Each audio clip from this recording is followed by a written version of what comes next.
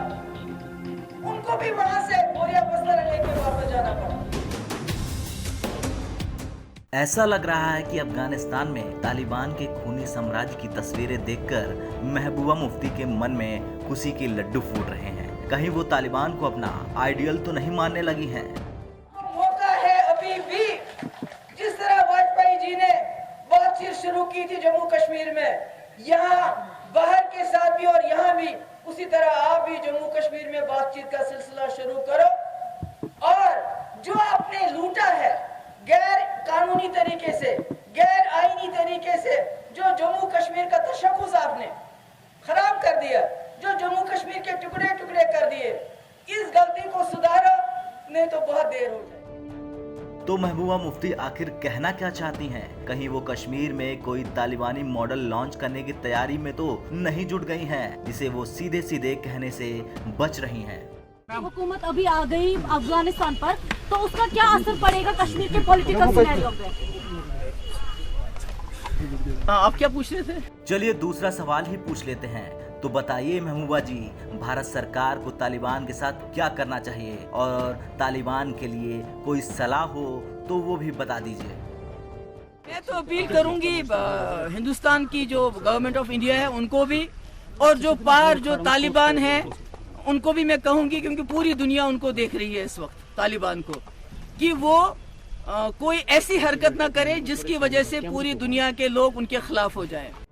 महबूबा जी, अफगानिस्तान में फंसे भारतीयों की फिक्र करने की कोई आपको जरूरत नहीं है, उसकी जिम्मेदारी भारत सरकार उठा रही है। बस आप तो ये फिक्र कीजिए कि तालिबान आपकी सलाह मानकर थोड़ी इंसानियत बरते, वरना पीएम मोदी की बात सही साबित होने में ज्यादा टाइम नहीं लगेगा। जो तोड़ने वाली शक्तियां हैं, जो आतंक के बलबूते साम्राज्य खड़ा करने वाली सोच है, वो किसी कालखंड में कुछ समय के लिए भले हावी हो जाए, लेकिन उसका अस्तित्व कभी स्थायी नहीं होता। वो ज्यादा दिनों तक मानवता को दबाकर नहीं रख सकती। तो याद रखिए महबूबा जी, तालिबान ने आज भले ही अफगानिस्तान पर कब्जा कर लिया हो, लेकिन रहेगा तो आतंकवादी संगठन ही। लेकिन महबूबा मुफ्ती को सब्र ही नहीं है। उनकी बातों से ऐसा लग रहा है कि जैसे तालिबान ने अमेरिका को अफगानिस्तान से बाहर कर दिया, वो भी वैसा ही कुछ कश्मीर में कर देंगी। ये जो मुल्क है हिंदुस्तान, ये एक आइडिया है, ये एक कई मजहबों का, कई डाइवर्सिटीज का, एथनिसिटीज का एक जमावड़ा है। तो कांग्रेस ने इस मुल्क को बचा के रखा, समेट के रखा, उनमें भी कोई गलतियां हुई होंगी।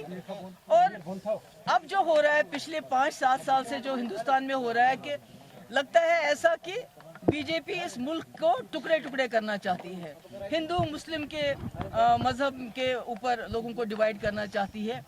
तो मेरा ये कहना है कि अगर बीजेपी होश के नाखून नहीं लेती, अगर वो ये नहीं समझती कि वो इस मुल्क के साथ क्या कर रहे हैं, इतने खूबसूरत मुल्क के साथ, इसको कैसे वो टुकड़ों टुकड़ों में बांटने की कोशिश कर रहे हैं, तो आगे बहुत देर हो जाएगी। महबूबा मुफ्ती किसी बहुत बड़ी गलतफहमी में हैं। भारत एक ताकतवर देश है और हमारे देश के प्रधानमंत्री नरेंद्र मोदी हैं। यहाँ तालिबानी हो, अलकायदा हो, लश्कर हो, जैश हो, हिजबुल हो, जो देश के खिलाफ, जो भारत की एकता और अखंडता के खिलाफ षड्यंत्र करेगा, जो देश के खिलाफ साजिश करेगा, उसे मलिया मेट करके रख दिया जाएगा। हमारे देश के प्रधानमंत्री नरेंद्र मोदी हैं, कोई जो बाइडेन भारत के प्रधानमंत्री नहीं है कि यहां तालिबान आएगा और अमेरिका की तरह भारत अफगानिस्तान छोड़ देगा। मिट्टी में मिला के रख देंगे उन सभी ताकतों को जो भारत देश की एकता और अखंडता को चैलेंज करेंगे। धारा 370 का खात्मा हुए 2 साल से ज्यादा का वक्त बीत चुका है, लेकिन महबूबा मुफ्ती के सिर से उसका हैंगओवर उतरने का नाम ही नहीं ले रहा। कभी उन्हें पाकिस्तान से उम्मीद की किरण नजर आती है, तो कभी चीन से। और महबूबा मुफ्ती ने तो हद ही कर दी, वो कश्मीर को तालिबान का उदाहरण देकर भड़का रही हैं। करने के लिए ज्यादा हिम्मत की जरूरत होती है। जो गांधी जी कहते थे कि नॉन वायलेंस के लिए ज्यादा हिम्मत होनी चाहिए, पत्थर उठाने के लिए तक की जरूरत नहीं है।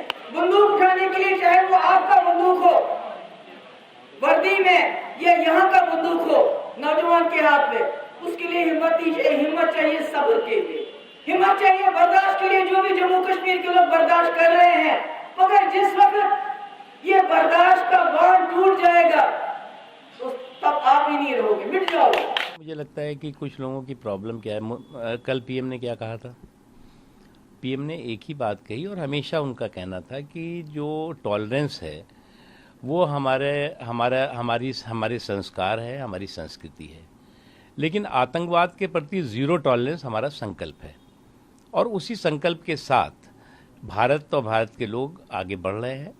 और मुझे लगता है इस तरह के जो लोग ज्ञान देते हैं उनके ज्ञान के पीछे कहीं ना कहीं जो है खोट छिपा होता है। इससे ज़्यादा मैं कुछ नहीं कह सकता। सबको पता है कि महबूबा मुफ्ती को धारा 370 से सजा कश्मीर चाहिए, जिसमें वो अपनी सियासत की बीज दोबारा बो सके, लेकिन इसके लिए वो एक वैश्विक आतंकवादी संगठन को अपना आदर्श मानने लगे तो सवाल पूछा ही जाएगा, क्या महबूबा मुफ्ती को तालिबान में कोई कमी नहीं दिखती? सारी कमियां भारत सरकार में ही दिखती है। जम्मू से सुनील जी भट्ट के साथ अशरफ वानी, कुलगाम, भारत तक।